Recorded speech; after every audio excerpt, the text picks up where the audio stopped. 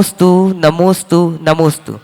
महाराज श्री पूज्य निर्यापक श्रवण मुनि पुंगव श्री सुधा सागर जी महाराज के द्वारा 12 वर्षीय का जो पाठ्यक्रम रूपी स्वाध्याय प्रत्येक घर में प्रत्येक स्थान पर देश एवं विदेशों में भी स्वाध्याय रूप में चल रहा है, उसी क्रम में कल 13 अप्रैल को सभी देशों में सभी स्थानों पर 12 वर्षीय का एक साथ ही परीक्षा होनी है।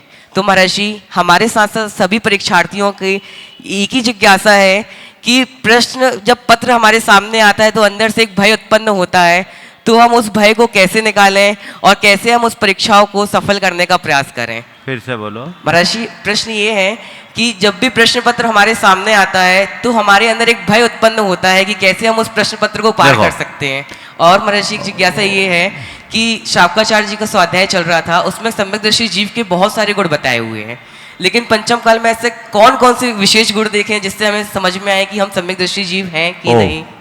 सबसे पहली बात तो कोई भी प्रश्न पत्र आए घबराओ मत। जब प्रश्न पत्र आए तो एक गहरी सांस लो, गुरु को और प्रभु को याद करो और मन में एक बात बिठाओ कि मैं सब लिख सकता हूं क्योंकि मैं पढ़ के आया।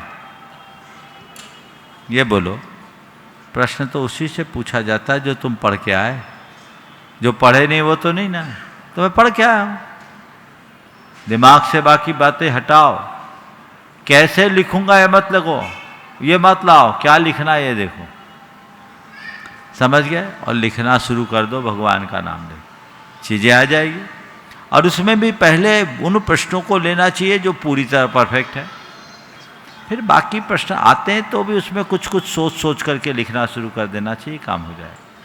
सम्यक दर्शन के गुणों में बहुत सारे गुण हैं, लेकिन सबसे पहली एकदम प्रारंभिक और उथली भूमिका की बात करूं तो देव शास्त्र और गुरु के प्रति श्रद्धा पक्की होनी चाहिए। इसके बिना सम्यक दर्शन का कोई शुरुआत ही नहीं, समझ गए।